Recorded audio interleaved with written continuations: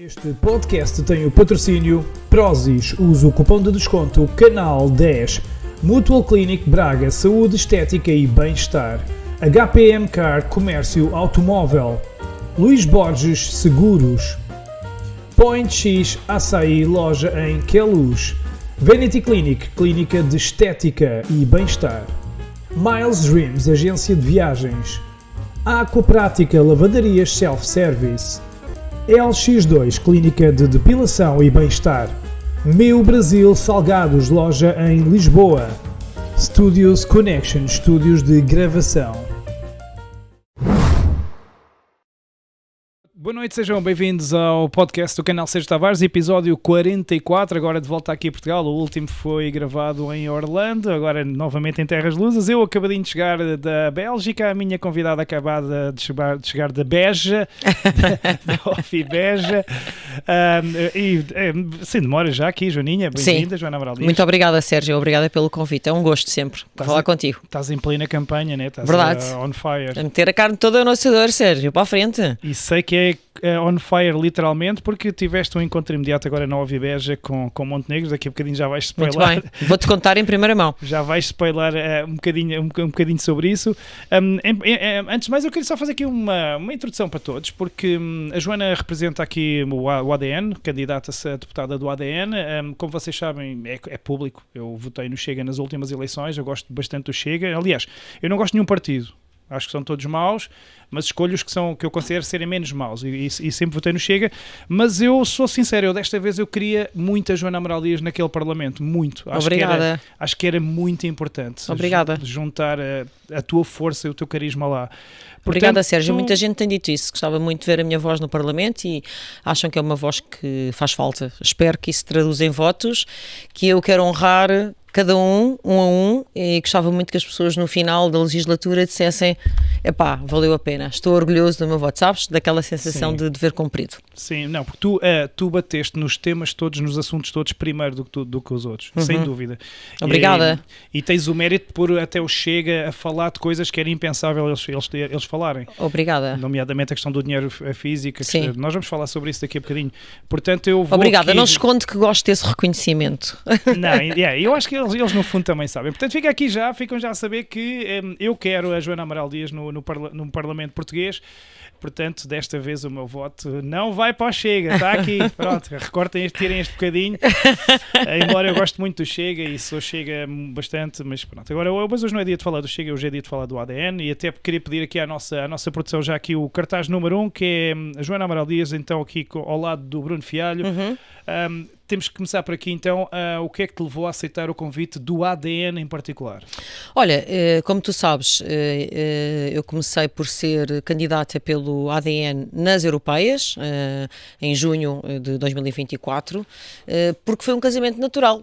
A minha agenda, que é desde o princípio do século, sobretudo centrada na luta contra o globalismo, como já te contei, Sérgio, eu logo em 2001, 2002 tive problemas na fronteira quando ia aos fóruns Alterglobalização, fui detida pela polícia espanhola, também fui detida pela polícia portuguesa nas manifestações contra a guerra no Iraque, a grande mentira global da suposta existência de armas de destruição massiva que nunca existiram. Então já estás acordada há muito tempo. Estou acordada desde essa altura, desde a mentira do Durão Barroso, nessa altura era deputada, portanto o Durão Barroso disse assim, a esta distância que nós estamos os dois, que tinha visto as provas. E isso marcou-me. Mas para te dizer, portanto, a minha agenda, eu acabei por me distanciar de outras forças políticas com quem fui tentando encontrar o meu caminho, digamos. Como tu sabes, não é fácil, é um caminho difícil, sobretudo em Portugal. E estamos sempre a aprender e a cometer erros e à procura do sem nosso dúvida. caminho, então quem nunca, né? E encontrei o ADN, que tem uma agenda, não vou dizer 100% consonante, mas em larga medida consonante com a minha, sobretudo naquilo que lá está, que é nevrálgico, naquilo que é mesmo fundamental, sem dúvida, que é uma agenda que sobrepõe, e portanto este casamento nas europeias correu muito bem, nós não conseguimos eleger, mas estivemos muito perto de eleger, passámos o PAN, o que foi extraordinário para uma primeira candidatura. Sim, aqui a nossa imagem de hoje, agora a produção, o que é incrível, o PAN... Foi. Que estava... O PAN, Mas esconderam dos portugueses essa... Esta é a sondagem. Portanto, nas europeias nós passámos o PAN. Esta é uma sondagem para estas legislativas, que nos dá com a possibilidade de eleger 1 a 2 deputados, mas é engraçado que o que é curioso é que na televisão não passaram a sondagem, estava só na ficha técnica. Não lhes interessava meter ali o ADN. A nós não nos puseram na sondagem. E já começam ali a morder os calcanhares da Iniciativa Liberal. Pois, é assim, aos poucos e poucos. Quanto ao auquismo, eles enterram-se eles próprios também, não é? Pois, é verdade. Eu acho que as pessoas procuram sobretudo a verdade, Sérgio. Pois. E não penso que... Há muitos partidos neste momento, há uma grande oferta de mercado político-partidário, o leque nunca foi tão vasto, mas na verdade quando tu depois vais ver, e nós vamos falar depois um bocadinho sobre isto, quando vais ver um bocadinho mais as letras miudinhas do contrato, a oferta é mínima. Sim, é o que eu digo, para mim... São todos iguais, quase. Tens que ir ao menos mal, mas de facto o ADN tem essa vantagem de, desde a primeira hora foi contra a fraudemia, contra a Agenda 2030, contra a fraude climática, contra a ideologia de género, contra esta treta toda que está a passar. A defender o dinheiro físico. A defender o dinheiro físico, e nós dois estivemos até juntos naquela famigerada padaria. Deste um grande apoio na Gleba. A Gleba, mas eles continuam a fazer a brincadeira, mas cá estaremos, não é? Me aguarde, Gleba. Cá estaremos para lhes fazer a vida negra, e o ADN desde a primeira hora que esteve sempre nesse caminho, com certeza.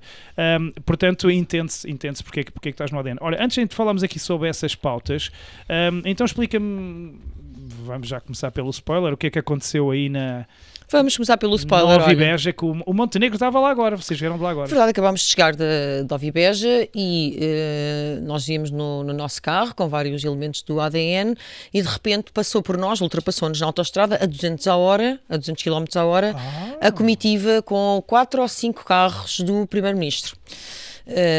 E fiquei bastante impressionada porque eles tinham uma velocidade bastante fora da lei, estonteante, fora da lei.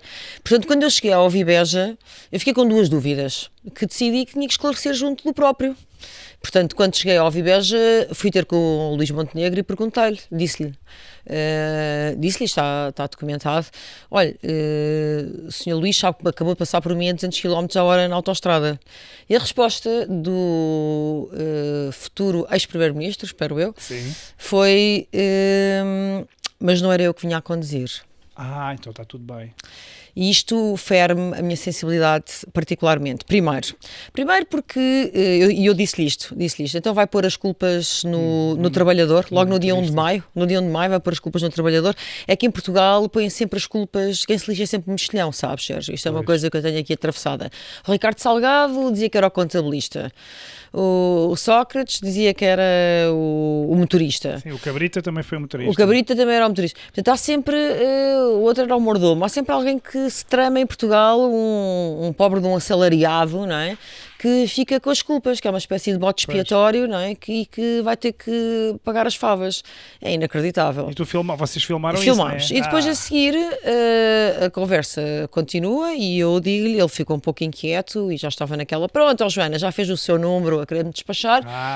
Mas eu disse-lhe, olha, mas agora veio estes carros todos, esta comitiva que veio, com a qual veio até aqui, até ao Ovibeja, portanto, aparentes ainda. Portanto, ele assume que vem a 200 km a hora. Sim. Ele assume que sim, não é? Pronto. Diz que não vem a guiar, mas exatamente, assume que vem. Portanto, a isso primeira só foi aí, feita. Depois, pôr as culpas no trabalhador. Segundo, agora veio o terceiro.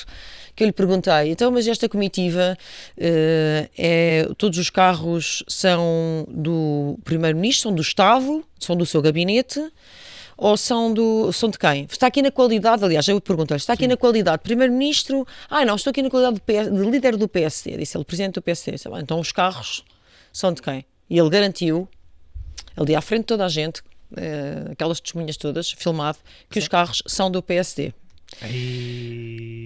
Não sei se tu tens acompanhado, Sérgio, mas eu tenho denunciado bastas vezes o que é o despesismo dos organismos estatais, nomeadamente do Gabinete do Primeiro-Ministro, que tem estupidez de 60 assessores, 60 membros do staff, o Gabinete do Primeiro-Ministro, isto não faz sentido nenhum, e tem 11 motoristas. 11!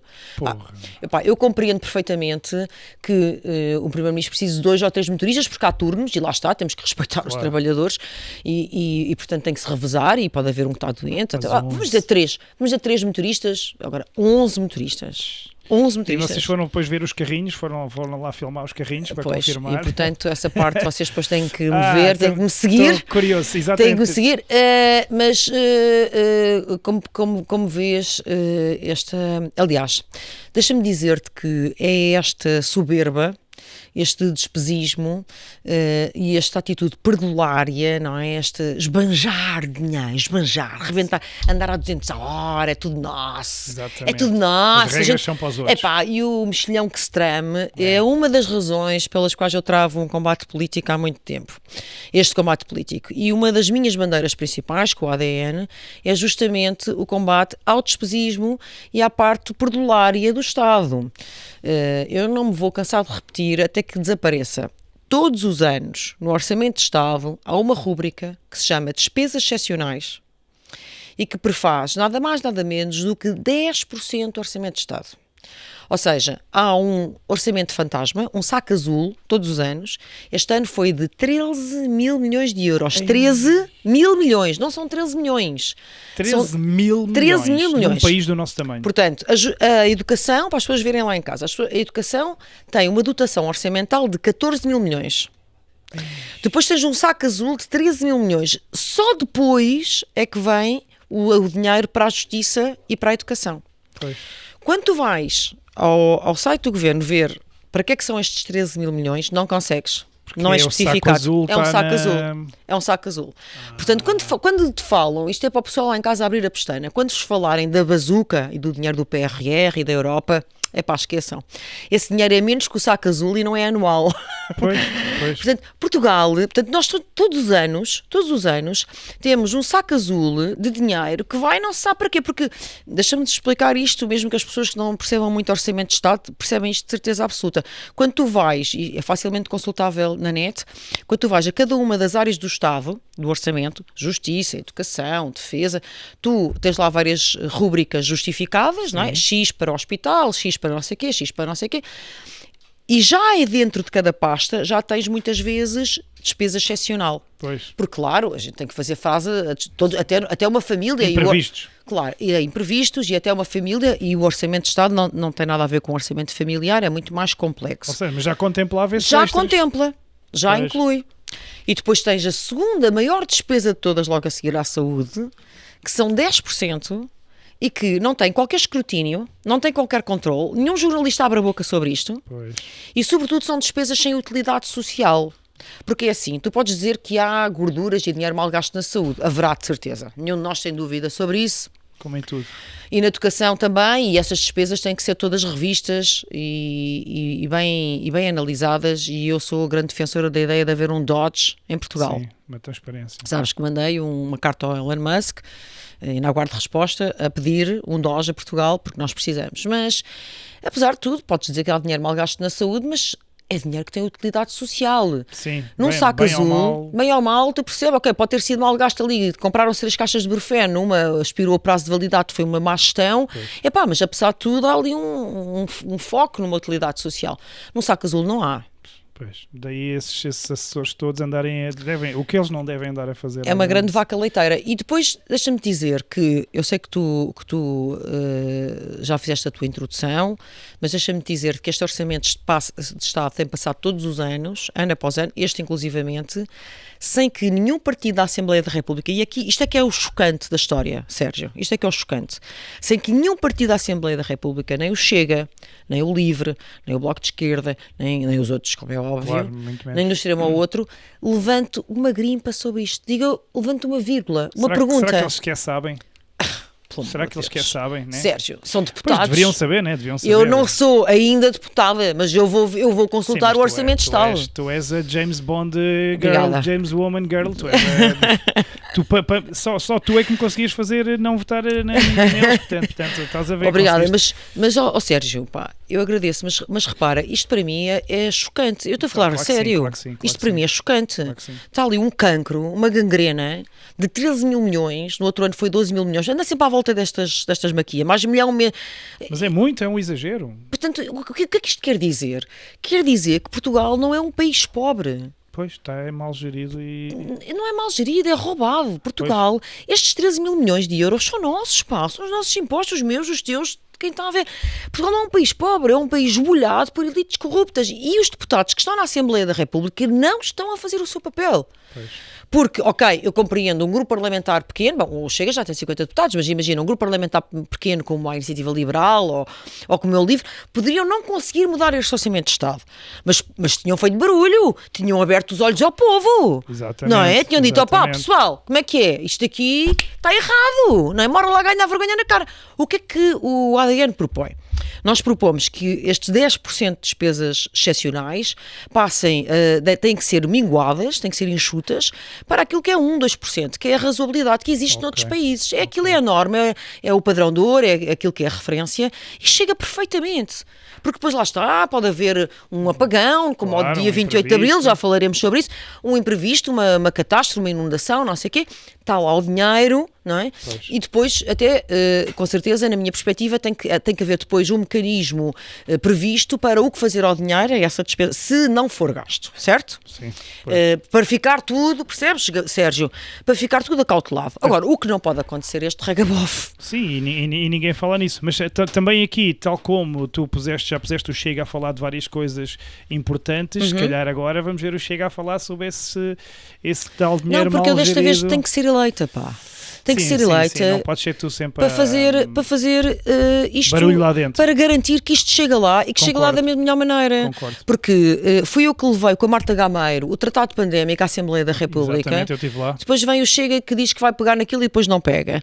Eu estive sozinha, como tu sabes, durante anos nas televisões a falar sobre os abusos à Constituição. 33 vezes que a Constituição da República Portuguesa foi violada, e o Chega disse que ia fazer uma auditoria e não fez. Até hoje estamos à espera. Garanto-te que se eu entrar na Assembleia da República, uma das primeiras coisas que eu vou defender com unhas e dentes é uma auditoria, esses antes-Covid, em nome de todas as pessoas... Em nome de todas as pessoas que sofreram e da Constituição da República Portuguesa, foi pisado, é o que o Tribunal Constitucional que diz, foi violada 30 e tal vezes. E todas as pessoas que morreram sem ajuda hospitalar, porque estavam cheias de medo de ir aos hospitais, etc, as vítimas, as crianças, os idosos, etc. E as mentiras em torno das máscaras, as das mentiras, vacinas, dos confinamentos, a quantidade de mentiras foram umas atrás das outras. A mortalidade excessiva, que sabes que é um combate meu, como profissional de saúde também, aliás, a mortalidade excessiva, etc. Portanto, este assunto do Orçamento de Estado, isto para te dizer que eu espero bem lá chegar e esta será uma das minhas bandeiras. A par, porque é assim, em Portugal, isto toda a gente consegue perceber isto, em Portugal a corrupção começa em cima, nas cúpulas, e depois alastra-se como se fosse uma coisa viral, contamina todas as outras estruturas até ao poder local. Sim. Estou-te a dar o exemplo do Parlamento, mas posso dar outro exemplo que é particularmente pornográfico, e eu estou a medir bem as minhas palavras, é obsceno, porque é o despesismo da Presidência da República, que é outra coisa que ninguém fala. Sim. E que eu também vou pôr a carne toda no assador. Que deste o exemplo da Casa Real e que o polígrafo teve que até admitir que tinhas razão, embora o jornalista quisesse que tivesse a mentir. Pois quis, e entretanto também levaram com um processo. Levaram na ERC. Levaram com um processo, porque reparem bem, como é que é possível que a Presidência da República custe por contribuinte 11 vezes mais que a Casa Real Espanhola? 11! Pá, se custasse mais 2 ou 3 vezes já era tal obscenidade, não é? 11 vezes mais. 11, Sérgio! 11 vezes! E somos muito mais pequenos do que a Espanha. Claro, e a Casa Real Espanhola, eu conheço muito bem Espanha e passo lá muito tempo, o meu marido é dali da Raia, meio espanholito, e repara uma coisa, a Casa Real Espanhola é muito contestada pelos espanhóis. Muitos espanhóis acham que eles vivem num luxo subtuário e que de facto deviam ser mais recatados e que devem respeitar os espanhóis. É um exagero. Que deviam ser um exemplo para o espanhol médio. E em Portugal, eu já estou farta de dizer aos meus amigos espanhóis, acham que eles são perdulários, amiguinhos. Amigos, viene até Portugal a ver o que se passa. Mas não, bem, não pode ser. É assim, as viagens do Marcelo, onde ele para tirar selfies, para andar a comer e tirar. Né? O dinheiro tem que vir. Ele tem que viajar. Ele serve para quê? É isso. Pois o problema para quê? É que tu agora puseste o dedo na ferida, Sérgio Tavares. Ele não serve para mais nada. Grande parte, porque depois tu vais ver o orçamento desta Presidência da República para perceber, não é? Onde é que eu gosto de ver, isto é o meu dinheiro, não é? Claro. Gastam o meu dinheiro. Claro. Eu levo cá na carga fiscal. Já que levamos com tanto imposto. Nós levamos muitos impostos, pá, é um chicote no lombo. Bom, então vai-se ver e tu podes pensar assim, é para pessoal, é para técnicos, não é? É para profissionais, ao menos isso, criava postos de trabalho. Sim. Mas não, extraordinário é que não. Grandes partes daquelas despesas é para o regabof. É para a festa. É para as festas, é para as viagens, para aquelas comitivas de futebol que perguntam assim, que isto não interessa nem ao menino Jesus. Sim, vai ao Euro, vai à Hungria, vai não sei o quê, vai... Até durante a Covid, estávamos todos confinados e as criancinhas, se uma testava positiva, a escola fechava. E ele... Não é? E os jogadores como o Cancelo testavam positivo e continuava a seleção e ele arrastava todo o mundo atrás. Ainda por cima, viagens onde não te esperemos e não sai de lá nada, não sai de lá um acordo, não sai de lá nada para o interesse português. Peanuts. Passear. Aliás, eu também denunciei o mês passado que quando o Montenegro veio fazer aquela intervenção às 8 da noite, por causa da Spinum Viva, sim, o Marcelo estava, isto para vocês verem lá em casa, quando eu estou a falar de obsceno e de pornográfico, vocês veem que eu não estou a exagerar. Portanto, o Montenegro avisou que ia fazer, era um sábado à noite ou domingo à noite, que ia fazer essa intervenção e o Marcelo estava no Algarve de fim de semana. E então o que é que ele decidiu fazer? Decidiu alugar 7 horas de Falcon para vir de Falcon. Falcon, vocês sabem quanto é que custa a hora? Custam uns milhares de euros a hora. Os aviões militares, sim. Mas era uma urgência, então? Não havia urgência nenhuma. Não. Então, qual era a urgência? O Montenegro ia falar da Spinum Viva. Ele não podia ver na televisão. Ele tinha que ver ao vivo e teve que levar os caças. Ele não viu ao vivo, ele foi ver ao lado. À televisão no Palácio de Belém. Portanto, ele apanham, repara, uma viagem de Falcon do Algarve a Lisboa demora meia hora. Sim. Que ele alugasse o Falcon, requisitasse a palavra certa, 2 ou 3 horas já seria excessivo. Pois. Mas era grande, requisita 7 horas quando não necessita delas para ir ver na televisão no Palácio de Belém, quando podia ver na televisão no hotel em Monte Gordo onde estava hospedado. Expliquem-me isto como se eu tivesse 2 anos. Não houve nenhuma catástrofe, nenhuma urgência. Houve nenhuma catástrofe, ele foi ver televisão. Ele alugou o Falcon 7 horas para ir ver o Montenegro na televisão. Ele se calhar foi curtir. Quem é que não gosta de andar de Falcon? E depois de ver o Montenegro na televisão, voltou de Falcon para jantar. Então foi curtir no Falcon. Isto é insuportável. Eu sinceramente, eu olho para os salários dos portugueses, para a pobreza, a miséria que é o salário mínimo, para a vergonha que é o salário médio, e acho que de facto estas elites, além de serem corruptas, estão a cuspir na nossa cara, estás a perceber? E eu posso dizer também, Sérgio, que eu acho que é muito importante o voto de pobreza na política, e eu honrá-lo-ei. O que é um voto de pobreza? Eu não pretendo, eu vivo bem, felizmente, trabalho, vivo com conforto, e não pretendo agora andar descalça, não é isso. Sim. Mas o que eu acho é que nós temos que parar de vez com esta gentalha que vai para a política para enriquecer. Sim, o que eu vi no Parlamento Europeu nestes dias, tu nem te passa pela cabeça. Passa, por acaso passa. As assessorias, eles não fazem nada. Eu até fiz um vídeo que ficou viral onde eu disse que eles não fazem um cu. Não fazem nada, eles têm assessores e eles nem sequer vivem em Bruxelas. Sabes que os eurodeputados não são obrigados a viver em Bruxelas, por isso é que o bugalho anda sempre aqui. E eu perguntei, então, mas olha, disseram assim, olha, o Coatrinho não faz nada. Nada. O Coatrinho nem o vemos aí. Como é que é possível? O bugalho anda sempre a passear. A Marta Temido também não faz nada. Eu assim, então mas nós... esta gente é paga a peso de ouro. Muito bem paga. Depois tem 10 assessores, 15 fazem. E não nem sequer lá andam. Eu nem os via lá. Eu parei a observar e pensei, estes não fazem um cu. É lamentável que não me tenham eleito para o Parlamento Europeu, pois aí vocês iam me ver todos os dias, como eu faço todos os dias a contar, todos os dias estou a contar nas redes, a fazer barulho. Mas é exatamente essa atitude que nós levámos de cá, e por isso eu acho o voto de pobreza, como eu te estava a explicar, essencial em política, que é não ir para a política para enriquecer e, sobretudo, terminar com a tal cúpula, Sim. A tal cúpula que começa por dar o péssimo exemplo da Presidência da República ou destes deputados com este saco azul no Orçamento de Estado. E o voto de pobreza tem que ser isto. Chega, basta, já temos o bastante de 11 motoristas, não sei quantos assessores e assessorzinhos e gabinetes.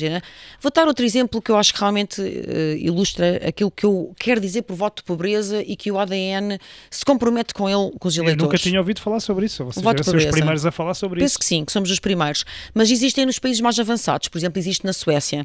Os deputados europeus, quando chegam, para já, olha, por exemplo, em islandês, deputado quer dizer sem mácula. Logo que se vê o que é que se pretende. Ficha limpa, não é? Ficha limpa. Eu tenho muitos seguidores no Brasil. Beijinho ao Brasil. Eu vivi 2 anos no Rio Grande do Sul, adoro o Brasil, dei aulas em Porto Alegre, e como se diz no Brasil, ficha limpa, não é? Impecável ali. Mas na Suécia, por exemplo, os deputados, quando entram ao serviço, não têm assessores.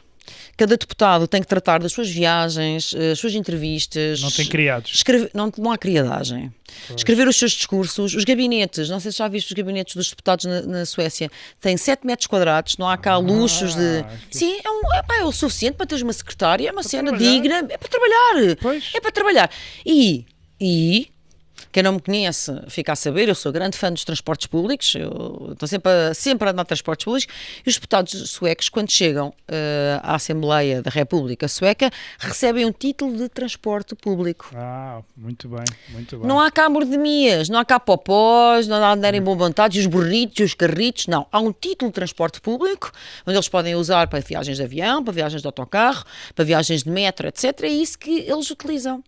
E, portanto, este voto de pobreza é essencial. Chega dos tais luxos e mordomias. Não é preciso andar, não tem que ser uma coisa miserabilista, não é para andarem deslavadinhos. Mas assim até vem a realidade do dia-a-dia das pessoas, não é? Não precisam de andar deslavadinhos nem rotos. Precisam de honrar, não é? As pessoas vão para a política para servir, não era para ser servidos. E este espírito de missão e de abnegação tem que ser abnegado. Mas isso não está ao alcance tem que ser abnegado. Não está ao alcance Sérgio, é isto que tem que lá estar. E, aliás, eu digo-te, este 25 de Abril, eu sempre fui à manifestação do 25 de Abril, ano após ano, com menos brilho, sobretudo, obviamente, desde 2020, por causa dos... Sim, e desde que estes wokeistas também tomaram essa bandeira para eles e vemos gajas despidas no 25 de Abril a fazer aquela figura.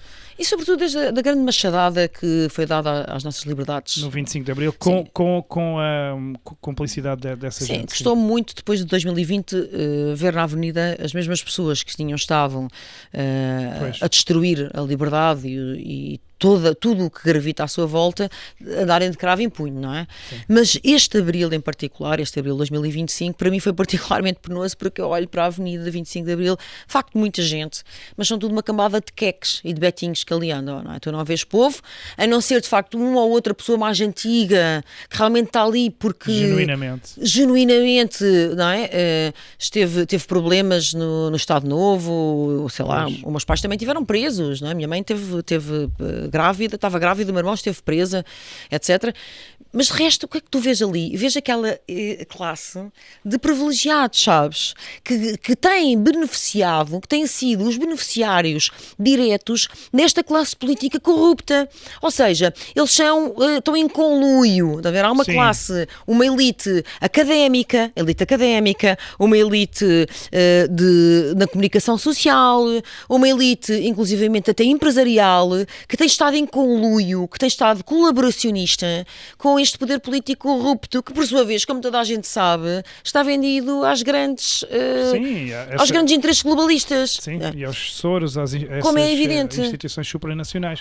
Mas agora vamos aqui falar então aqui de coisas específicas, porque, volto a dizer, o ADN e tu, Joana Amaral Dias, foram pioneiros em várias bandeiras que agora estão a ser ditas por outros partidos, nomeadamente o Chega, e a questão do dinheiro físico ficou agora muito em voga com este apagão. Tu já bates nisso há muito tempo.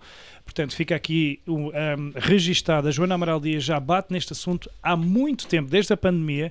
E a Joana Amaral Dias foi uma heroína minha na pandemia, porque na altura que eu achava que estava maluco, via na televisão alguém, era a única na televisão que falava, a única. Não havia uma figura pública que tinha coragem da Joana Amaral Dias de falar. Obrigada. O resto estava tudo caladinho, que agora é fácil. Agora já perceberam que foram trollados, agora já perceberam que foram enganados, agora é fácil falar. Na altura era bem difícil, com contas derrubadas abaixo, redes deitadas abaixo, e ela ameaças de morte. Ameaças de morte aos meus filhos. Exatamente, eu sei que é isso. Queixas na ordem dos psicólogos. Exatamente. Telefonemas ao domingo de madrugada a intimidar-me. Perseguição, memes. Bilhetes à porta de casa. Eu nunca falei muito sobre isso, mas um dia que eu falo, porque eu não gosto muito da vitimização, mas um dia que eu falo sobre isso... Dá um livro. Dá um filme. E nessa altura, olha, tu foste para mim e para muitos milhares um aconchego chego, porque a esperança, ok, não está tudo perdido, ainda há alguém que seja a nossa voz. Obrigada. Rapidamente aqui, para quem nos vê lá em casa, que perceba qual é a importância então do dinheiro físico e os perigos do dinheiro digital, que é uma bandeira que tu bates muito e que está relacionada com a carteira digital, com tudo mais, e que a Ursula von der Leyen quer tanto. Sim, resumidamente, aqui pode também usar a câmara. Resumidamente é assim, se não houver transição para o dinheiro digital obrigatória, não há globalismo, não há o objetivo máximo do globalismo.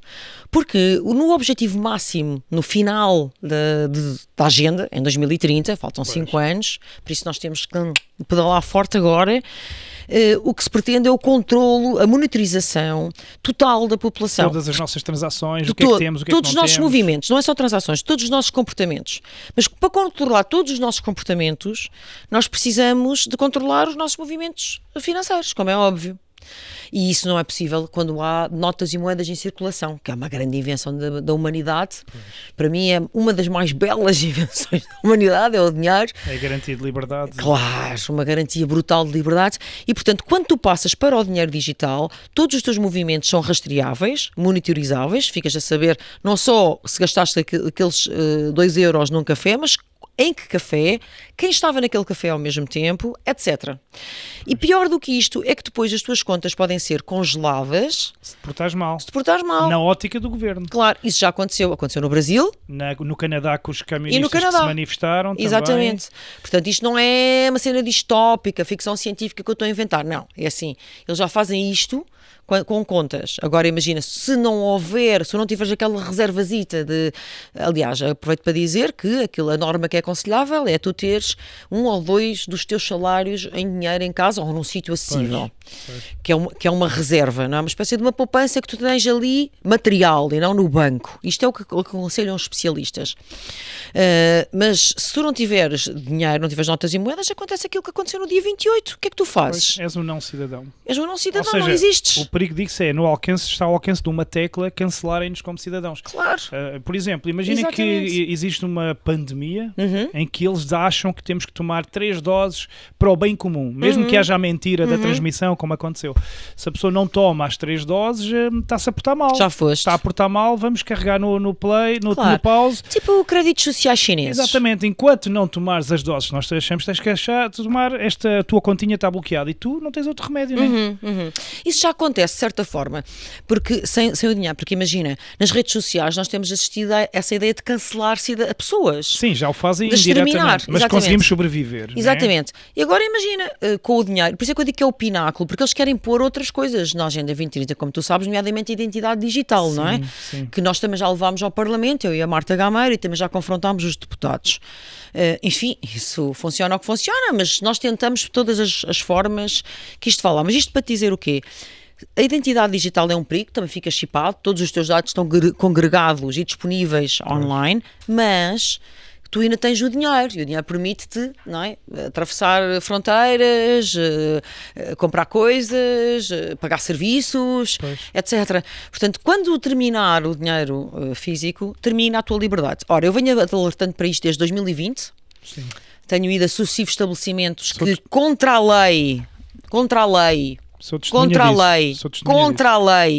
exigem pagamento em cartão ou em BWay aos seus clientes. Como a padaria Gleba, onde tivemos. Como a padaria Gleba, como há lojas da EDP que fazem isto. Já lá fui com o Bruno Fialho, o presidente do ADN. Há N sítios, até repartições de finanças, hospitais como as CUFs e o Hospital da Luz. Que tiram essa opção. Pronto, portanto, o que é que acontece? É que eles fazem isto contra a lei. E em Portugal há uma situação que é uma espécie de um vazio legal, e o ADN, assim que eu for eleita, vai ser logo das primeiras coisas a pôr em cima da mesa, é que é contra a lei, mas não acontece nada às empresas que violam a lei. Ou seja, legislar isso, não é? Sim, temos que fazer prever. Portanto, o Banco de Portugal diz explicitamente os estabelecimentos comerciais são obrigados a aceitar pagamento em numerário, em notas e moedas, mas se não aceitarem, não acontece nada. É o cidadão, o pobre do cidadão, que tem que pôr uma ação cível. Agora eu pergunto quantas pessoas é que têm tem tempo para isto, não é? Tendo a boa da tua amiga, não é? Pois, e a quantidade de horas e dias tu já perdeste com essa luta. Sim, claro, óbvio. Horas e dinheiro e paciência e etc. Mas para te dizer, o que é que acontece? Nós temos que legislar no sentido que as empresas que não compram isto tem que ser. Há vários países e vários estados dos Estados Unidos a legislar no sentido constitucional, de proteger inclusivamente, só que porque eu tenho muito medo de uma revisão constitucional, porque como tu sabes, foi outra luta, sabes que eu pus um processo de crime contra os deputados há 2 anos. Sim. Movi um processo de crime e eles acharam que queria a revisão constitucional. Porquê é que movi um processo de crime? Porque eles estavam a fazer um crime de traição à pátria, não é? Ao querer os confinamentos obrigatórios, etc., na revisão constitucional pós-Covid, não é? Que foi disputada pelo Chega, que foi secundada depois pelo PS e pelo PSD, e eu pus um processo de crime e a revisão constitucional caiu. Não sei se foi só por causa disso, mas a verdade é que caiu. Lembro-me disso e fizemos lives sobre isso e é verdade, tu fizeste isso e a revisão constitucional caiu. Caiu. E eles queriam aquela revisão bem rapidinho, não é? E não conseguiram. Portanto, caiu. Estamos a falar de que uma pessoa sozinha consegue quase mudar o rumo. Não estou sozinha. Não, sozinha com uma equipa por trás, sim. Não estou sozinha, porque tenho amigos que me ajudam, advogados e agora o ADN, mas sem dúvida alguma, mas realmente se formos muitos amiguinhos, isso não há dúvida. Sim, mas se não tivessem sido vocês, esta revisão tinha ido para a frente. Eu lembro-me que eu bati também muito nisso, eu andei a bater também, eu acho que sim, denunciar, mas vocês foram para o porque caminho... um processo de crime não é brincadeira, e porque a Constituição lá está, é muito clarinha, traição à pátria. Exatamente. Não há hipóteses. E por isso é que eu não largo a minha Constituiçãozinha. E está aí bem velhinha, já deu umas voltinhas. A minha Constituição da República Portuguesa. Ora bem, então, o que é que acontece? Acontece que nós temos que... Por isso eu preferi ir pela via de pôr coimas, pôr multas às empresas, do que pela via da revisão constitucional. Porque para não abrir a caixa de Pandora e depois eles mexem e fazem eu sei bem o que é que eles querem agora. Portanto, amigos, para dizer lá em casa, tenham sempre dinheiro em casa e mais algumas coisas da vossa proteção, e sempre que forem a um estabelecimento onde vos digam que são obrigados a pagar com digital, MBWay, cartão, etc., vocês pedem um livro de reclamações, chamam a PSP para que fique registado. Como tu fizeste à minha frente. Exato. Fique registado, que a PSP é obrigada a ir e fica registado, e depois logo veem o que querem fazer, mas neste momento é isso. Também há uma associação que, entretanto, foi organizada em Portugal, que é a Denária, que se compromete a entregar todas as queixas ao Ministério Público, todas as queixas portanto, nesta área que estamos a falar, e portanto também os podem contactar, que eles têm esta é a causa da Denária, é só com isto que eles trabalham. Mas não deixem, por favor, o dinheiro físico, nunca. Deixa-me só fazer uma adenda aqui sobre, eu não tenho problema nenhum que as ideias são livres, eu sou pela liberdade, Sérgio. Sim. As ideias são livres. Uma boa ideia, tomara que todas as boas ideias façam caminho, adiram às minhas causas que eu considero boas ideias, sejam todos bem-vindos, não é? O PCP também diz que agora também é a favor do dinheiro físico. Atenção que o euro digital é para entrar já em outubro, pessoal, abram a pestaninha. Já está em andamento. Já está em andamento. A minha esperança é que agora com o Trump e que eu não sei o quê, que isto... Vamos ver. Talvez com a Joana Amaral no Parlamento. E com a Joana Amaral no Parlamento, sim, com a Joana Amaral. Mas deixa-me só dizer-te isto, que isto é fundamental que as pessoas estejam atentas a esta causa, é fundamental que tenham o dinheiro, que tenham dinheiro consigo, que exijam os pagamentos, porque como estavas a dizer há bocado, meia dúzia de pessoas conseguem fazer, sim, só que a humanidade, os oprimidos, as vítimas, não são meia dúzia de pessoas, as vítimas disto tudo. Somos milhões. Portanto, se as pessoas fizerem isto, as glebas deste mundo não vão resistir. Pois, e deixa-me só concluir dizendo, eu não tenho um problema, como eu estava-te a dizer, que levem as minhas ideias, levem-nas, adiram às minhas causas, votem em mim! Não, que sejas uma inspiração. Agora, eu só não gosto de aproveitamento político. Que digam que foram eles, não é? Sim, e que agora estão muito preocupados, quem quer que seja, não me interessa se eu chego, que agora estão muito preocupados com o dinheiro físico, agora estão muito preocupados com a auditoria à Covid, agora estão muito... Quando na verdade não quiseram saber disso para nada e deixaram que as pessoas fossem oprimidas e depois abrem a pestana. Sim. Portanto, isto para ficar bem claro, as ideias são livres, são de todos, as boas ideias circulem, oxigenem o planeta. Não venham a dizer que são os grandes paladinos e os arautos da verdade. Isso é que eu já não curto. Sim, esse ponto aqui já o frisámos bem, que há muito tempo que bates nisso. Antes passamos aqui para outro tema, só dizer aí em casa, em relação a este aqui, que não é só o dinheiro digital, é a carteira digital, que inclui todas as nossas informações bancárias, fiscais, de saúde, de tudo. E se não cumprimos um requisito na ótica do governo, uma multa que fizemos, uma viagem que eles disseram que não podíamos fazer, porque se há um confinamento confinamento climático, um confinamento pandémico, limitam-nos as viagens e mas tu viajaste para ali e não podias, numa tecla cancelam-nos e deixamos de existir até tomarmos e fazermos tudo o que eles quiserem. Porque nós na pandemia conseguimos desobedecer. Eu desobedeci com estilo, sem estar vacinado com aquela mistela, fui a todos os países, nunca usei máscara. Aliás, a minha máscara está aqui, eu gosto sempre de mostrá-la, porque eu gosto de inspirar as pessoas, porque eu tenho orgulho de eu não ter usado nunca máscara. Eu usei sempre esta coisinha que aqui está e as pessoas perguntam, mas o que é que ainda tens? Porque não se pode facilitar. Portanto, está aqui a minha máscarazinha, eu ando sempre com isto, desobedecer, porque as regras estúpidas têm que ser desobedecidas. Portanto, e se com a carteira digital e com o euro digital, eu não sei se eu vou conseguir ter uma máscara de renda, eu não sei se eu vou conseguir ter atestados falsos, testes falsos, não sei se vou conseguir fugir, e se calhar vou ter que gramar com aquelas mistelas e a me dar aí feito carneiro. E pior, sabe-se lá mais o quê, não é? E enfraquecido e com aquela coisa pelo corpo e não sei. Portanto... Assim, o que se prepara com a introdução do euro digital é um regime totalitário tipo chinês. É os créditos de pontos. Exatamente. Aliás... Mas escondidos. Aliás, não é, vamos lá ver, a China neste momento domina o mundo, já. A China está muito mais avançada do que nós tecnologicamente, a China está muito mais avançada do que nós na medicina, etc. Portanto, a China tem grandes, brutais investimentos em todo o mundo, da América Latina, Europa, África. Sim, controlam. A Europa, aliás, sobretudo o eixo franco-alemão, a Alemanha e a França, são alvos de investimentos chineses massivos. Sim. E há muitos governantes... Sérgio, há muitos governantes na Europa que estão vendidos aos chineses. E o Brasil? Então, estão vendidos. Lula vendeu a Amazónia à China também. Claro, estão vendidos. Portanto, é preciso ver não só isto no contexto europeu, mas num contexto macro-político um pouco mais alargado, não é? Porque eu não quero ser... os chineses, não tenho nada contra os chineses, eles vivem lá no seu país à sua maneira. Eu não gosto que eles comam cães e gatos. Mas não venham... Isso também é um pouco desagradável. Mas não venham a mandar em mim, não é? Aliás, isso leva-nos também ao problema da REN, já que falámos do 28 de Abril. Sim, dos senhores que decidiram vender as nossas centrais todas, encerrar as nossas centrais e ficarmos dependentes dos outros. Fora a questão da guerra, e se calhar queria pegar por aí, porque o ADN é contra este despesismo para uma guerra que não é nossa, para uma guerra por procuração, para uma guerra que tem interesses que não são os europeus e que são do lobby armamentista. Vocês bateram nisso desde o início. E o Chega, eu falei nisso ontem com o Tanger Correia, eles não se quiseram comprometer. Não. Muitos deles pensam como nós, mas por estratégia política não quiseram comprar essa guerra porque ficava mal dizer a verdade sobre a guerra na Rússia. Pronto. Mas o ADN e tu, tal como eu também, batemos-nos sempre. Portanto, a vossa posição é... coerente. Pela paz, chega de desperdício, chega de alimentar uma guerra que a Úrsula quer manter, chega de mandar milhões. Isso. Aqui em jeito de campanha, qual é a vossa posição sobre esta guerra? Olha, em primeiro lugar, deixa-me dizer que eu acho que coerência e convicção paga-se em votos. E portanto lá está, a cena do taticismo político e do oportunismo político são formas de estar e fazer política com as quais eu não me revejo. Aliás, se eu me revisse nessas formas de fazer política, eu não tinha arriscado a minha atividade profissional na comunicação social com a postura que tive, por exemplo, com a Covid ou com a guerra na Ucrânia, etc. Com a guerra foste outra vez contra. Outra vez, completamente contra. Fascista, comunista sim, putinista. Putinista. Eu também fui putinista.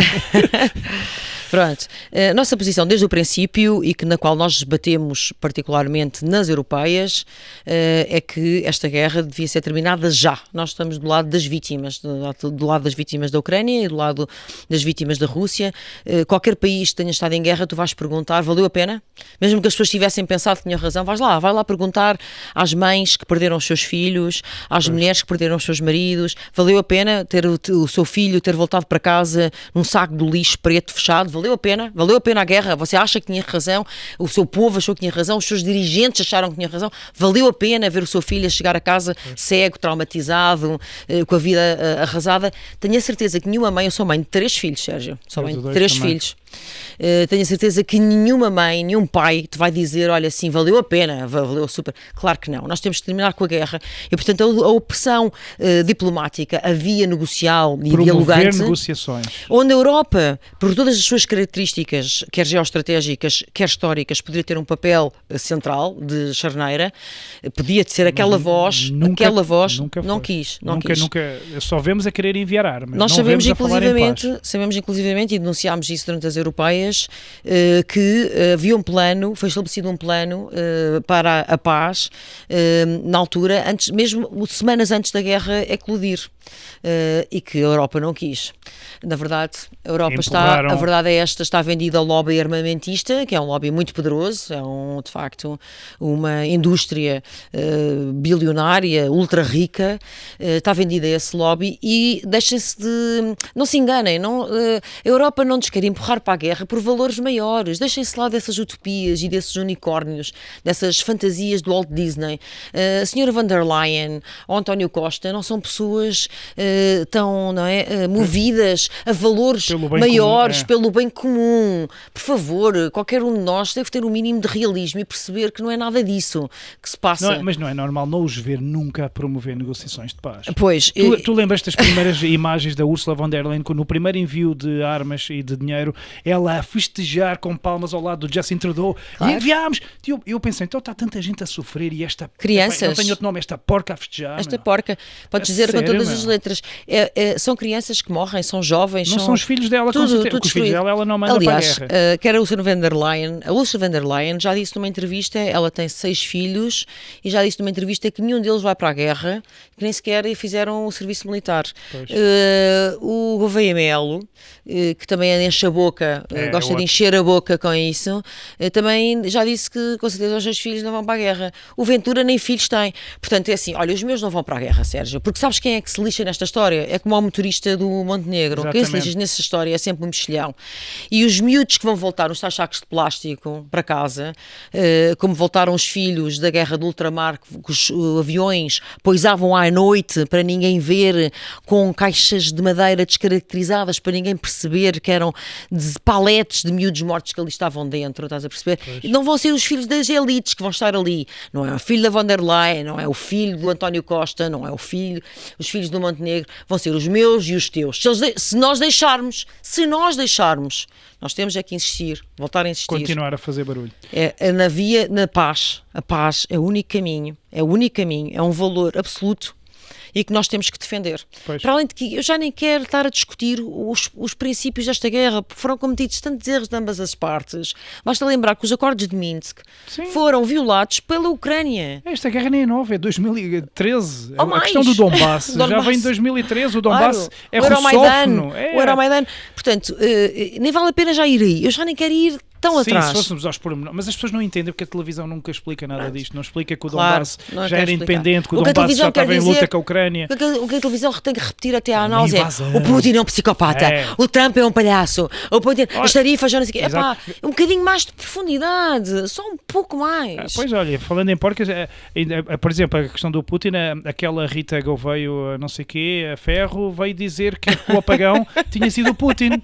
Ela fez um post eu vi. A dizer, lá está o Putin a fazer das suas. E depois ninguém os vai responsabilizar pela fake news. Essa senhora dirigiu a Lusa. Essa senhora dirigiu a Lusa. Essa senhora num debate da CNN, um ano depois de ter começado a guerra, eu disse-lhe que num ano tinha já morrido mais pessoas na faixa de Gaza do que na guerra da Ucrânia, e ela disse que eu estava a fazer fake news. Portanto, ela, nem sequer, isto é sistemático, estás a ver? É sistemático este tipo de leivosias por parte dessa senhora, mas ela continua no ar. E nós que lutamos pela liberdade, continuamos a ser ameaçados. Porque tu sabes que o discurso contra as redes sociais, contra isto que nós estamos a fazer aqui, este espaço de liberdade em podcasts, e que felizmente são cada vez mais, e que têm cada vez mais audiência, como tu, como eu, querem terminar com isto tudo. Foi bem claro agora no 25 de Abril, a deputada Teresa Moraes a dizer na Assembleia da República, no Dia da Liberdade, de cravo ao peito, que isto é para terminar. Exatamente. Mas a Cristina Ferreira também, vamos regular as redes sociais. E mais, sociais e repara uma coisa, e ao mesmo tempo que dizem que querem regular, quando dizem regular as redes sociais, vocês querem dizer que é aniquilar as redes sociais, ok? Censurar ainda mais. Pronto, e além disso, ao mesmo tempo estão a pagar a comunicação social mainstream, estão a bancá-la, estão a patrociná-la. Mas isso já pode. Portanto, isso já pode, não é? Portanto, reparem que se estão a bancar, a patrocinar o jornalismo legacy media, não é? A comunicação social mainstream, e acabam com as redes sociais, bom, acaba-se obviamente... Que sobra na voz do povo? O que é que nada. sobra para a voz do povo? Zero. Se eles nas televisões escolhem os comentadores a dedo, e já têm jornalistas comentadores a fazer coisas. Olha, terminando aqui só, eu estava aqui a pesquisar aqui no Google, Portugal aprovou agora em 2025 mais 221 milhões de euros para a Ucrânia. Muito bem. Aos quais soma aquilo que já tinham dado. Portanto, Portugal mais 221 milhões do nosso bolso para alimentar a guerra, para armas. Não há dinheiro para os portugueses. E para isto já... Quer dizer, nós temos os nossos velhotes, temos imensos idosos, temos uma população brutalmente envelhecida e brutalmente carenciada, que vive em pobreza energética, que passa frio, que passa fome, que não tem, que está na... Estou farta de ver isto, e vocês se calhar também já assistiram. Estão na farmácia a escolher se pagam os medicamentos ou se vão ao supermercado. E temos dinheiro para a Ucrânia. Portanto, temos dinheiro, repara uma coisa, temos dinheiro para os indostânicos receberem apoios mirabolantes, 1000 euros por mês. Que isso dá votos. Para os imigrantes, portanto, há dinheiro. Para a guerra da Ucrânia, há dinheiro. Para o saco azul, há dinheiro. Para o despesismo do Presidente da República, há dinheiro. Mas depois não há dinheiro para os portugueses que trabalham. Quer dizer, hoje o trabalho, não é? Nós estamos a gravar isto no 1º de maio, hoje em dia o trabalho não é garante das pessoas não serem pobres. Em Portugal, tu teres um emprego, teres de trabalhar 7 horas ou 8 horas por dia, não te garante que tu não vivas na pobreza, não vivas na miséria. Sem dúvida. Portanto, há um declínio total da qualidade de vida. Sérgio, nós de 2020 para 2025 tivemos um aumento dos preços do cabaz básico da ordem... Ir ao supermercado é uma sucessão de lá Sim, roubada. mas agora vou-te dizer, isto ainda te vai soar mais chocante, porque eu estive a fazer as contas. De 2020 para 2025, tu sabes que a inflação disparou com a Covid, é mentira que tenha disparado com a guerra na Ucrânia, ela disparou com a Covid. Sim. Isso é um facto. E com as medidas insanas. Sim, eram medidas anti-economia, não é? O postigo e mais não sei. Claro. Portanto, os preços de 2020 para 2025 aumentaram 291%. 291%. E é verdade que houve aumentos nos salários mínimos e médios, mas o aumento do salário mínimo e médio foi na ordem do 21%, ou seja, os preços aumentaram 10 vezes mais do que o salário, 10 vezes mais. Nós estamos todos muito mais pobres que estávamos em 2020, mas muito mais, não tem comparação. E não me venham lá com a história do IVA, da redução do IVA, porque a redução do IVA é residual e praticamente nem sequer se sente, sobretudo nos supermercados, muitas vezes nem sequer chega à prateleira do supermercado, porque não faz a diferença. Sei que ninguém consegue comprar uma casa, os jovens não conseguem ter... Por isso é que os jovens estão a fugir do país. Os nossos jovens vão-se todos embora, é um êxodo. As pessoas estão mal aviadas. Quem quer estar num país assim, né? Claro, isto. Ou seja, eu digo sempre, e vou-te voltar a dizer aqui, Portugal, eu adoro Portugal, adoro o meu país. Também eu. Já emigrei várias vezes para fora voltei, porque realmente há qualquer coisa aqui que me prende aqui. Sim, quando estamos fora sentimos uma falta, eu senti uma falta. Mas Portugal é o meu maior desgosto de amor. Também eu. Porque isto... E os portugueses, eu estou tão desiludido. Isto é dificílimo, Eu não compreendo como é que os portugueses estão com 290% de aumento, 10% mais de aumento nos preços, no cabaz básico, na massa, no arroz, no azeite. Estão calados. Então, como é que não partiram isto tudo? Está a ver? O povo nobre e valente povo português, né? Onde é que está? Isso é que é... Completamente desprotegidos. Não sei se tu viste, nós fomos a Hermesinde, eu com o Bruno Fialho, fomos a Hermesinde, porque há lá ruas... Dos ocupas, né? Há ruas de Hermesinde, com ocupas, de pessoas de etnia cigana. Nós temos essa imagem A3, já agora aqui ao Eric, a imagem 3 que vocês andaram... E a polícia não faz nada. Exatamente, combate aos ocupas, vamos recuperar Portugal. Isto foi dia 23 que andaram lá, né? Tivemos uma manifestação popular espetacular, apoio incrível. Essas pessoas da etnia cigana fugiram de nós, depois foram interromper uma reunião da Câmara, mas não interessa, isto para dizer o quê? Que há ali famílias que vivem atemorizadas por estas pessoas que não trabalham, que andam de faca, traficam droga, ameaçam atropelamentos com carro, fazem 30 por uma linha e a polícia não faz nada. E a Câmara não faz nada. E o que é que a Câmara, no final desta história toda de Hermesinde, o que é que a Câmara achou por bem fazer? deixar lá os ocupas e retirar a pobre da senhora que vivia com a sua filha, uma senhora que já teve AVCs, vítima de violência doméstica, enfim, toda uma história, retirar a senhora, ou seja, parece que o crime compensa, ficam lá os ocupas, até podem ocupar mais um lugar. Então isso serve de exemplo para os outros, olha, façam, porque no final corre bem. Portanto, o povo português está desprotegido, está à mercê, está entregue aos bichos. Tal como a polícia, aquele polícia que prendeu aquela senhora que andou a fazer merda no comboio e apanhou 5 anos de prisão. Aquele polícia, quando ela é que andou a fazer desacatos, portanto isto está tudo invertido. É verdade. Por isso é que queremos pessoas como tu. Deixa-me só aqui falar sobre o 25 de Abril rapidamente, o nosso tempo está, eu precisava de mais umas 10 horas. Oh, Eric, não, também temos que ir dar o jantar.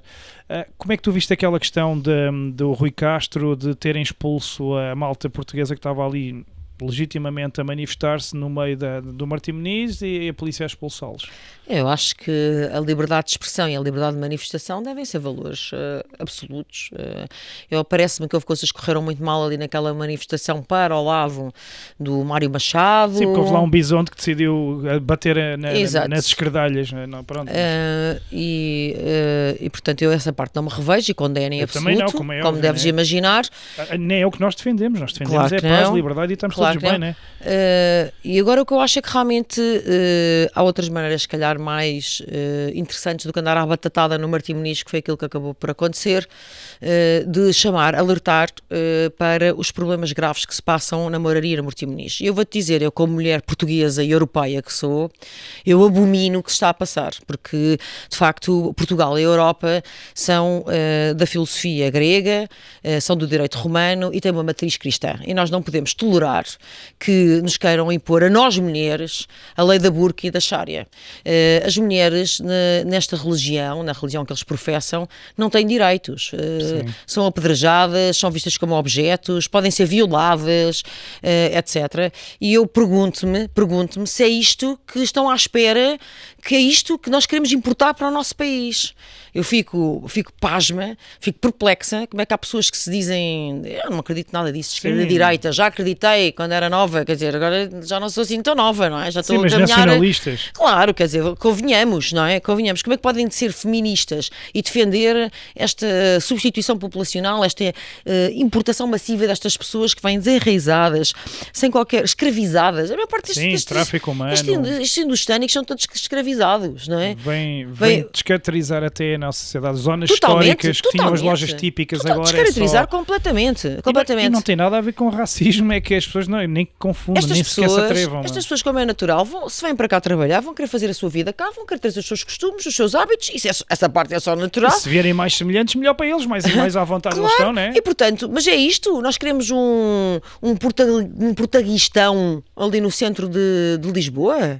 De cima uma zona tão... Portugal é nosso, Portugal é dos portugueses, os portugueses primeiro. Falávamos já há bocado da questão da etnia cigana, ou dos roubos do dinheiro do Parlamento, ou deste despesismo. Enquanto houver portugueses com fome, enquanto existirem grávidas, até a parirem em ambulâncias, homens que morrem a 20 metros de um hospital com infartos do miocárdio, porque lhes dizem que a 20 metros do hospital que tem que ligar para o INEM, nada disto sim, estes gastos com é absolutamente insuspeitável. Nós temos que ir à luta todos os dias. Agora, sim, como é que é? Subsídios de 1.000 euros para cidadãos indostânicos, moradas falsas, empresas falsas, contratos de trabalho falsos. Sim, não fazem nada. Eu vi o Afonso no outro dia entrevistá-los. Então, mas estás aqui e recebes que... Não, sim, recebo e não faço nada. Estou muito bem, gosto muito de Portugal. Isto é insuportável. Viva Portugal. Isto é insuportável. Assim, também mas eu vou-te dizer, é insuportável para todos nós, mas para mim que sou mulher... Pois, ainda mais. E tenho 3 filhos, uma delas é uma menina com 9 anos. Mas tu já nem podes ir sozinha no Uber.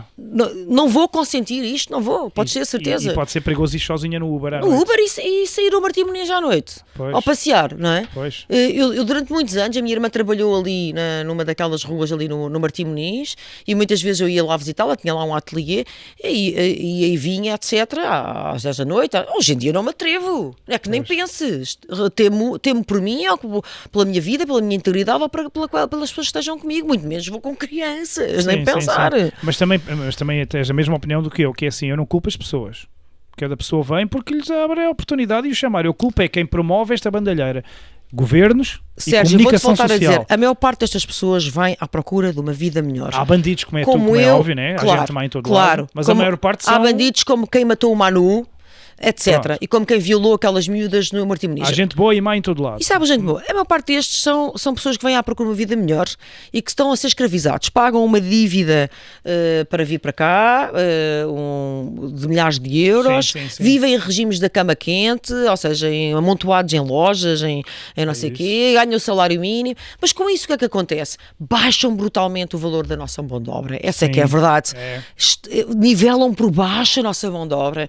E eu acabei de dizer como o nosso salário é magro. O salário português é anorético. Portanto, baixam isso, descaracterizam, como tu disseste, as nossas sociedades, perigam as nossas mulheres. Eu voltar a dizer, perigam as nossas mulheres.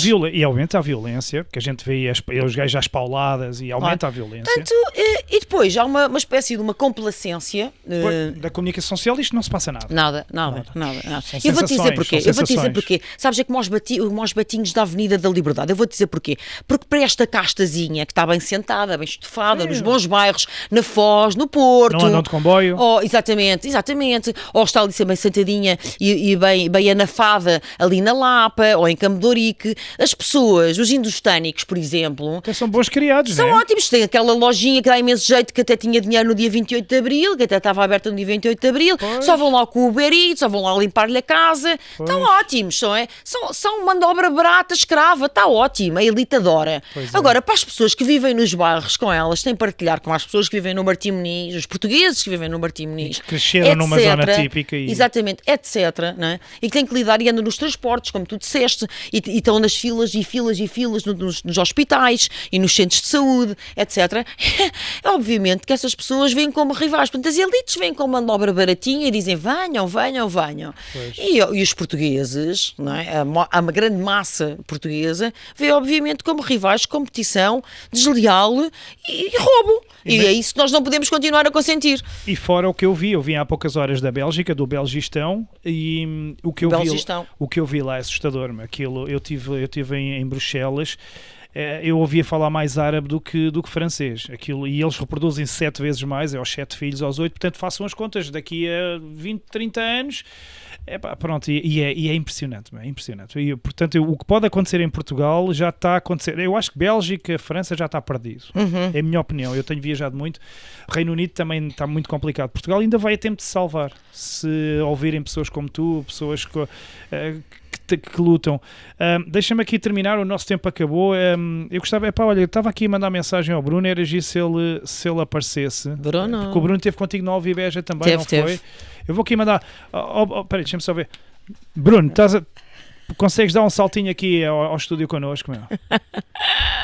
Mas tem que ser rápido, porque a gente tem 5 minutos para fechar. Está bem? Consegues ser rápido? A gente vamos esperar. Pronto. Vai a 200 a hora como ao Montenegro. É lá, isto super-herói, Bruno! Flash Gordon, meu. Isto é. Você já não se viu há muito tempo, não é? Foi. Ora, Bruno, olha, temos aqui 5 minutinhos finais só para te também aqui perguntar como é que está a correr a campanha e expectativas aí para o dia das eleições. Já comeram o pano? Comeram o pano que o diabo amassou? Sem insetos. Exatamente, sem insetos. Já estão a morder os calcanhares à Iniciativa Liberal, já estão a pôr o Chega a falar de coisas que não falava graças a vocês. E sabes que eu não tenho problemas em dizer as coisas, eu assumo, eu sou aquele que diz as coisas, até porque eu sou independente. Portanto, balanço e expectativas, aquilo que eu para perguntar. O Cristiano Ronaldo, com o nosso atacante, a nossa heroína. Aproxima aí o microfone. Pronto, exatamente. A nossa heroína da fraudemia. Exatamente. E não só. E, portanto, está a ser bastante fácil enviarmos a nossa mensagem aos eleitores e, garantidamente, vamos ter a Joana no Parlamento.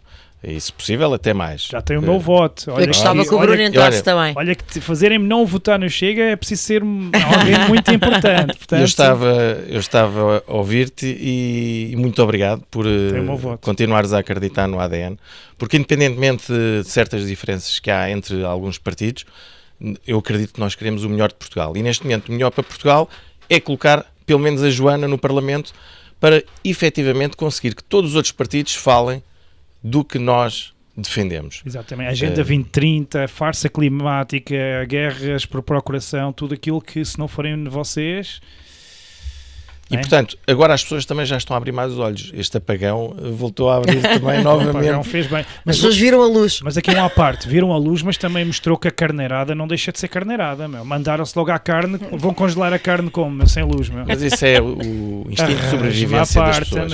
Olha, mas eu só te quero dizer que eu vim rápido, mas não tive motoristas, está bem? E nem vieste a 200 a hora. E estavas atrasado, estavam atrasados para o podcast, mas não vieste a 200 a hora como ao Montenegro. Aí já não confirmo nem desminto. Isto é uma piada, quem vir o podcast do início vai ver que hoje a Joana Amaral Dias e o Bruno apanharam o Montenegro a 200 na autoestrada, confrontaram e ele assumiu que sim, mas pôs a culpa no motorista. Os vídeos que vocês depois vão é sempre partilhar. O trabalhador que é o culpado. A culpa é do mexilhão. Nunca é quem dá as ordens. Mas com a ADN não, porque nós defendemos nomeadamente a responsabilização dos políticos, responsabilização criminal. E outra coisa que eu também vos ouvi falar, que era da questão da Suécia, dos escritórios dos deputados terem 7 metros, sim. Mas aqui em Portugal não dá. Não dá. Onde é que vai esconder os milhares de euros depois num gabinete de 7 metros? E também são tantos deputados que aqueles blocos de notas. Mas olha que na Suécia são mais. O problema em Portugal não é o número de deputados, que é até abaixo da média europeia. É o dinheiro mal gasto, não é? O problema dos deputados é o facto de eles não fazerem nada. A maior parte deles... Exatamente. Termino aqui. Érica, aqui só com a imagem 4, que é o vosso outdoor desta época. Vocês sempre tiveram outdoors ousados. Tiveram o da Úrsula. Gostei muito da Úrsula. Obrigada. A vaca, a agenda 2030.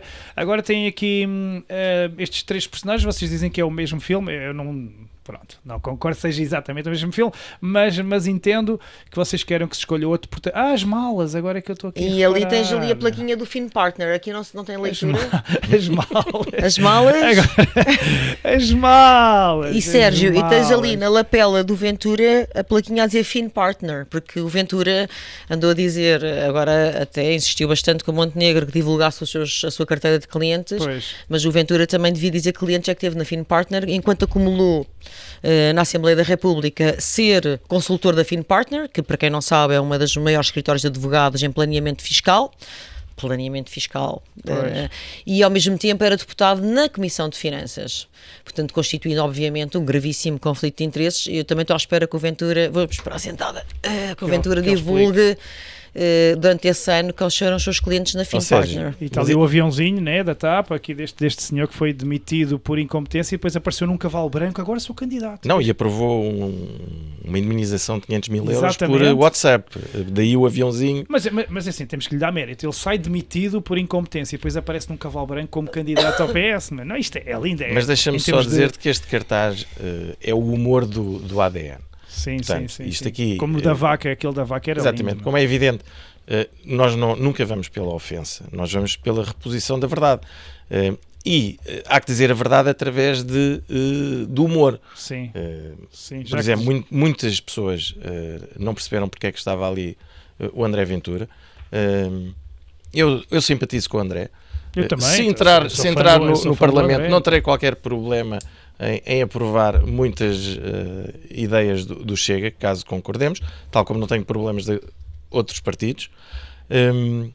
Não iremos estar em ataques, como é evidente, mas aqui estamos em campanha, meus amigos. Sim, portanto, há que alertar as pessoas para as diferenças que existem entre o ADN e os outros partidos. O ADN não tem rabos de palha. O ADN tem a Joana como cabeça de lista e irá ser eleita. Porquê? Porque nós falamos sempre a verdade. Nós combatemos e estamos sempre muito à frente. Eu disse isto já há 3 eleições atrás na Madeira. O ADN é um partido visionário. E tudo o que nós defendemos, tal como a Joana, acaba-se por concretizar. Porquê? Porque nós falamos com o povo. E ouvem as preocupações, exatamente. Terminando, sabes para onde é que eu gostava que estes meninos fossem? O André, eu gosto de onde devem ter. Portanto, sabes onde é que eu gostava que estes meninos fossem? Para o Tarrafal. Lembras-te? Isto é tudo para o Tarrafal. Tudo para o Tarrafal. Isso é que era lindo. Isso era que era lindo. Menos o André. Olha, desejo-vos muita sorte. Desejo mesmo que a Joana seja Obrigada, eleita. Sérgio. Já assumi que, ao contrário do que eu costumo fazer, desta vez não vou votar no André, vou votar na Joana, mas quero que vocês sejam amigos, porque dá-lhe na cabeça quando der, mas sejam amigos, porque é assim, o país precisa do Chega, o país precisa do ADN. Sim. Sérgio, precisa que vocês se unam também para bater nos maus. Hoje estivemos em Beja, e estava lá a Rita Matias e o pai dela, com quem eu me dou muito bem, Manel. E ficámos a falar um pouco. Portanto, não há nenhum tipo de inmunidade com estas situações. Nós damos-nos bem, Mas nestas eleições há que ter aqui este ponto de vista, que é, votar no Chega neste momento já não é uma mais-valia. Porquê? Porque já vimos que não vai conseguir ultrapassar, já tem 50 deputados. Um deputado do Chega irá fazer, do ADN, um deputado do ADN irá fazer toda a diferença. Portanto, o voto útil é no ADN. E depois, como é evidente, nós damos todos bem, não tem que estar a divulgar situações por trás das câmaras, portanto, mas damos bem. Sim. Repito outra vez, estive com a Rita Matias e falámos muito bem. E, portanto, quem eu sou muito amigo também da Rita Matias. E, portanto, o voto no ADN é o voto útil nestas eleições, porque um dos nossos deputados, a Joana Amaral Dias, irá fazer toda a diferença. Ninguém pode convencer de contrário que colocar mais um deputado do Chega com 51 ou 52 irá fazer alguma diferença. Não faz. Portanto, eles já estão garantidos, irão manter o seu nível de eleitorado entre os 40 e 50 deputados, até podem ir aos 55, mas não vai fazer diferença a eles ter esse número. A nós... Sim, e depois a verdade é assim, Sérgio, na maior parte dos países europeus, ou em muitos países europeus, já existem parlamentares que representam o combate à Agenda 2030. Só Portugal ainda não tem, como sempre, um pouco atrasados, um pouco aqui empurraditos, não é? Para o final, para os confins da Europa. Embora não chegue, a Rita Matias bata na Agenda 2030, tanto que no computador dela tem o símbolo. Bate, mas não anda para a frente, não é? Pois, se calhar, se não bate, mas não anda, não, lá está, já tem vários exemplos, auditoria à Covid, o tratado pandémico. Precisa lá do ADN para ajudar. Precisa do exemplo de inspiração da Joana. Nós precisamos de alguém na Assembleia da República que tenha este combate, claro, e propostas, porque nós não temos só, Sérgio, quem quiser veja o programa, nós não temos só, como eu estava a dizer, a propósito, por exemplo, do dinheiro físico, nós não temos só lutas, nós temos soluções. Temos o dinheiro físico passa-se isto, nós propomos aquilo. Na saúde passa-se não sei o quê, nós temos o plano ADSE saúde. Portanto, nós temos soluções para cada um dos temas. Exatamente. E podem servir de inspiração para os outros. Espero bem que sim. Nós terminámos o nosso tempo, mas quero agradecer muito, Joana. Obrigada, pela tua Sérgio. Presença. Bruno também. Obrigado, Sérgio. Boa sorte para os dois. Joana, quero-te mesmo muito. O Bruno ainda vai ser eleito no Porto, vais ver. O Bruno também pode ser, claro que sim. E termino aqui dizendo a quem estiver lá em casa que é por isso que eu quero a Joana no Parlamento, que é assim, toda a gente sabe que eu votei Chega nas últimas eleições, sou mega fã do André Ventura, mas se me perguntarem, Sérgio, preferes que o Chega passe de 50 para 55 deputados e o ADN não ter lá a Joana, ou Chega manter os 50 e ter lá a Joana? Eu prefiro ter lá a Joana. Portanto, é por isso que eu desta vez vou votar na Joana Amaral Dias e no ADN, porque a Joana faz mais do que 5, 10, 15 deputados, principalmente até porque alguns de lá também gostam de malas e pronto, e dessas coisas, e outros gostam de brincar daquilo de baixo com chicotadas e pronto. Portanto, pronto, é por isso, mas e pronto. Muito obrigado a todos, obrigado a vocês que estão em casa. Obrigada. E vocês também, parabéns, temos aqui uma plateia. Podem aplaudir, hoje temos aqui uma plateia da grande, Espetáculo. Muito obrigado a todos então e até para a semana. Beijinho. Pronto.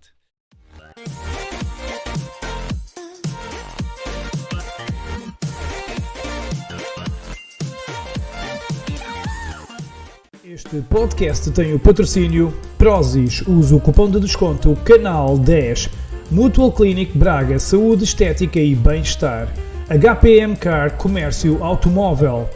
Luís Borges Seguros. Point X Açaí, loja em Queluz. Vanity Clinic, clínica de estética e bem-estar. Miles Dreams, agência de viagens. Aquaprática, lavanderias self-service. LX2, clínica de depilação e bem-estar. Meu Brasil Salgados, loja em Lisboa. Studios Connection, estúdios de gravação.